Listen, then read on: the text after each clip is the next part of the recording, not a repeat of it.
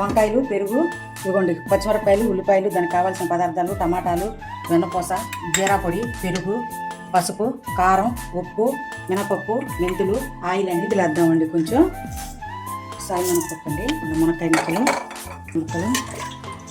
దీంట్లో మెంతులు అయిపోయినాయండి. మెంతులు, మినపప్పు, పచ్చిమిరపకాయలు, ఉల్లిపాయలు వేద్దామండి బండిలో. అది మధ్య లోపల తగినంత ఉప్పు అండి. మీరు ఎంత తింటారో చూసుకొని వేసుకోండి.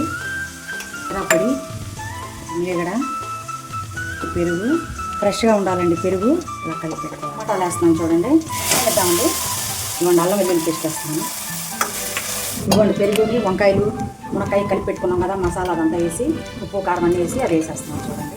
ఇలా వేసి కొంచెంసేపు ఉడికిన తర్వాత ఉప్పు కారం చూసుకొని పెరుగు, వంకాయ కూర రెడీ అయిపోయిందండి. టేస్టీగా ఉండే వంకాయ, పెరుగు, మునక్కాయ కూర రెడీ అయిపోయిందండి. మీకు నచ్చినట్లయితే లైక్ చేయండి, షేర్ చేయండి, సబ్స్క్రైబ్ చేసుకోండి. చాలా రుచిగా ఉంటుందండి. ఒకసారి ట్రై చేసి చూడండి. Bye friends.